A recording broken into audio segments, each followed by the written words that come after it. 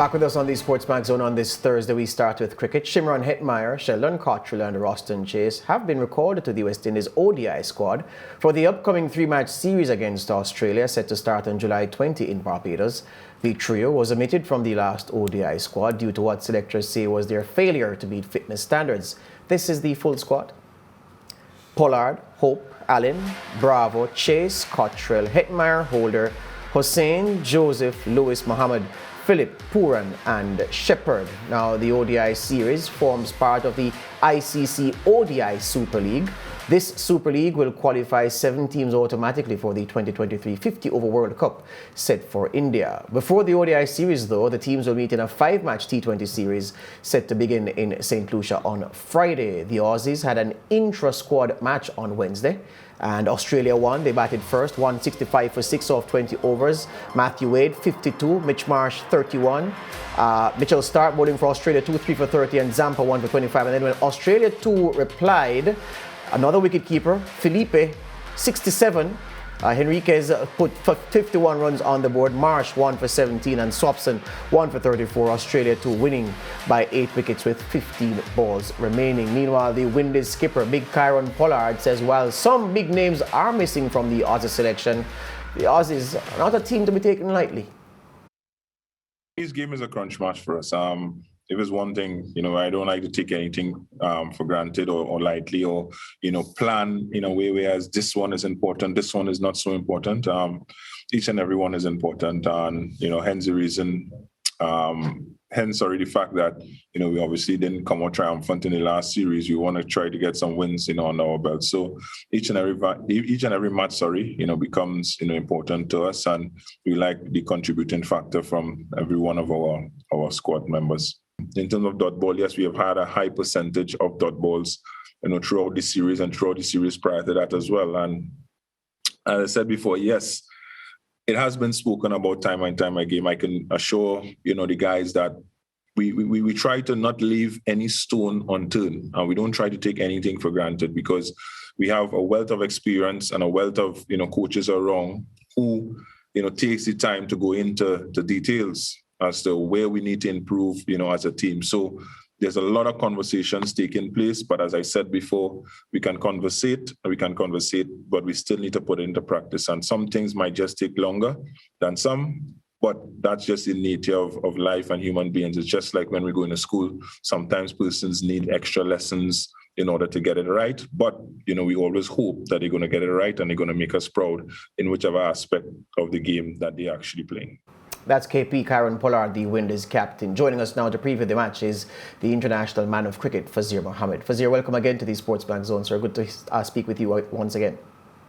To be on the show as always, George. Good. The T20 series starts on Friday. We all know this. And we also know that a 15-man ODI squad has been named.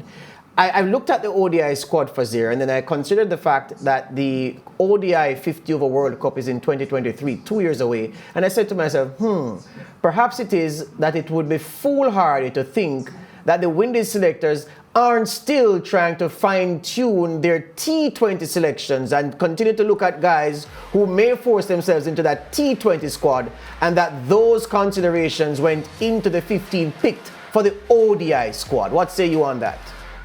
I suppose there's a bit of flexibility to all of that. What I find interesting is that we're just about 24 hours away from the start of the T20 series, and we don't have a squad of 13 as yet, but we have a one-day squad, which again, it depends on how you really read into it. Is it about essentially building towards 2023? Is it using it as an opportunity, as you might be hinting, to look at who might be in consideration still for the World T20 squad? And I think it's probably a bit of both, because yes, you want to ensure that you earn points very, very quickly. Of course, the West Indies coming off the backs of that 3-0 series triumph over Sri Lanka in Antigua some 3 months ago. That would have been a real fillip for them. Taking on Australia, though, will be a very different challenge. So I suspect it's a bit of both, George, that they'll be looking at their options, those who missed out because of those fitness issues that you highlighted. And who knows, they might be still in consideration for the World T20. Based on what you saw at close quarters in the 5 games against South Africa, that T20 series, I wanted to ask you about the ground fielding of the West Indies, because, you know, we spend a lot of time talking about batting and bowling, and rightly so, and the fact that dot balls are being absorbed, and maybe someone will say, well, that is testament to a lack of fitness and a lack of ability to run the runs that need to be run to get the team total up. But there's also athleticism and ground fielding. What you saw in South Africa, are you getting the impression that this West Indies team is fit for purpose, or getting there in terms of being able to perhaps even win a match by the 3 or 4 or 7 or 11 runs that they may save when they are in the field? Not yet, because there are issues in the field as far as mobility. Chris Gayle is no spring chicken, that is no secret. Andrew Russell is not 100%. And that is where the balancing act appears to be coming in, Joel. While they recognize obvious shortcomings with the soaking up so many dot balls, issues with the mobility of players in the field, they still remain, at least from the evidence of the 5 matches against South Africa, fixated on the 6th hitting. Now, I heard what Karen Pollard just said, and while with part of what he said about the fact that they are talking about it, we're talking about professional cricketers here, with 1 or 2 exceptions. Most of them have many years of experience. So I don't think there's much more to discuss as far as avoiding using up so many dot balls. And I know some people say, what is the big deal? You're talking about maximum 12 deliveries. India, who are probably one of the best, they still have 30 dot balls. The West Indies have 42. What is the difference? 12 balls can give you 72 runs. Let's say even 12 balls can give you 25 runs. That's the difference between 12 defeat and victory. So these are where the elements come in. So it is very much still a working in progress. If you're talking about a World T20, there are 10 matches to come in defense of that title to build your squad. So I think there's quite a bit of work to be done still. Definitely a lot of work. And Faz, when we get into the ODI format, the West Indies men would have to realize that they need to protect their wicket a bit more than they did in the T20 format, the rash shots and whatnot, because you have to agree that, you know, not being able to battle the 50 overs would be very embarrassing. Well, the good thing is that in those 3 one-days against Sri Lanka, they were comfortable winners. They really excelled in different conditions, different type of bowling.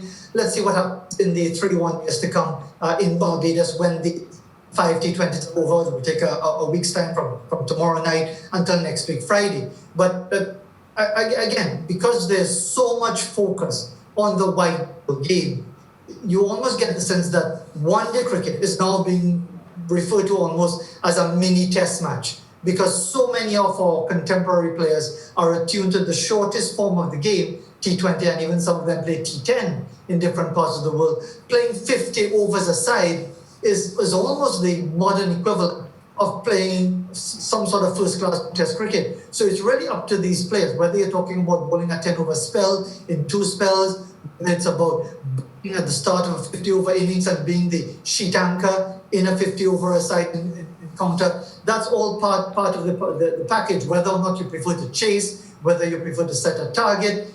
The West Indies like to chase, but again, it depends on the quality of the opposition, because you won't have it always your own way when you're chasing a big target. So there are a lot of variables in there, and I think we're going to get some important pointers when those 3 one-days get underway.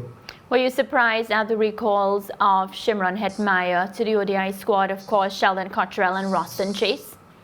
Not at all, because these players with ability, and the fact that they didn't meet the fitness standards, and we all know that has been a talking point as well around the region as to the variable nature of it, and that has been explained by the selectors and the technical people, whether we accept it or not. Yeah. Is it matter that for different people, different individuals, there'll be different levels of fitness and improvements that would be required. But again, Sheldon Cottrell was a star for the West Indies in the 2019 World Cup, as disappointing as that tournament was. Shimron Hetmyer, we all know about his ability, and we would just like to see that come to flourish, to flower in a real demanding situation for the sake of the West Indies. And of course, Roston Chase, he's been one of our consistent performers in virtually all formats. Well, certainly in the one days and the test matches, virtually from the time he came onto the scene at international level in 2016. He's clearly gone off the boil. He's lost a contract, and all of that has been a talking point. So this is his opportunity once again to really take advantage of what is to come. Fazeer, you spoke about the 13 not being named for Friday's game. If we may look at the full squad, Mr. Producer, I want to ask Fazeer about his 11 for Friday's game. So this is the the T20. Do we have the T20 squad for Friday? Do we have that T20? All right, but all right. So it's a different question than Fazeer. I wanted to ask you something game specific about Friday, but we don't have that graphic just yet. But nevertheless, based on what you... That's okay, George, because if I could just... Because I know they are working the same squad of 18 or 17, it might have been, that they had for the matches against South Africa. Yeah. So it means who should make the 11? Yeah. A lot depends on the condition. From what we heard from the Australians in their 2 warm-up matches, they said the ball was sticking in the pitch, which is kind of like saying it was stopping, it's a bit slower. It's not like the test pitches we had for those matches against South Africa. So you might see a change there. Will we see both Kevin Sinclair and another spinning option? Will Fabian Allen be past fit? So there are a number of options there. All right, this is what I wanted to really ask. We are, as we discussed already, we have 10 T20 games left before the T20 World Cup. And of course, bits and pieces that the players will do in between. Is there a core of maybe 7 or 8 names that you think, based on what you've seen already, and based on what they've shown in their past form, their past form to recommend them, and of course, all conditions held constant, no injuries? Is there that core of 7 or 8 players that you think should feel like they've done enough and they warrant a place on the plane to the World Cup in October, the T20 World Cup? I think so. I think when you look at it, the first name that pops out to me is Fabian Allen. Yes, that's I think one. he's a fantastic cricketer. Yeah. So Fabian Allen, yes. Karen Pollard, Evan Lewis. Yes. It's a toss-up for me between Lendl Simmons and Andre Fletcher. Well, pick one, Fazeer.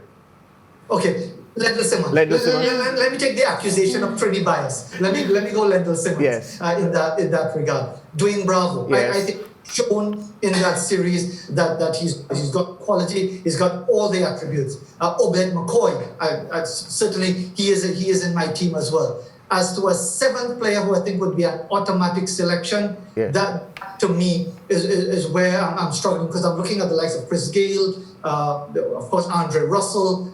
You've got so many others. You've got so many of the senior players, and really I think it's not so much an issue of their experience and their ability, but whether they can deliver, whether they can be fit for purpose, to use one of your phrases, fit for purpose when we get to the World T20. So I think I don't think their places are necessarily guaranteed. Yeah. So you have a core of 6 working with. I can't complain about that. Nobody 6. said Obed McCoy? Yeah, he did say Obed McCoy is in his 6. So a core of 6, sure. And I really can't sneeze at that 6 at all. And look, I don't know. Look, I like the Spice Man, like everybody else, Andre Fletcher. But I just think Lendl Simmons has to be on the plane for me going to the T20 World Cup. I'm sorry. So I don't know why you were vacillating over Simmons or Fletcher. But yeah, that core 6 Fazeer. So it stands to reason then that there are some big names, including Dre Russell, who I'm certain, Fazeer, just before his fans go and murder you on social media, that your concern about him is where fitness is concerned more than anything else. Being murdered on social media is irrelevant because I'm not there. So pull out the knives, that's not a problem.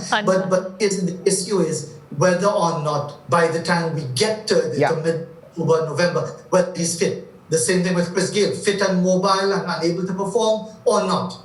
And I don't think we should be carrying any passengers. Yes. T20. We can't to do that. Yeah, we carried passengers in England at the World Cup and we saw what happened. Thank you very much for your time, Fazeer. All the best. No problem at all. Take care. Good. And that core 6 as we have to break. You agree with that core 6 as well? I like it for sure. Yep. So, and no passengers either. Yeah. So place is up for grabs, but some men, based on where they stand right now, they're on that plane to the World Cup T20.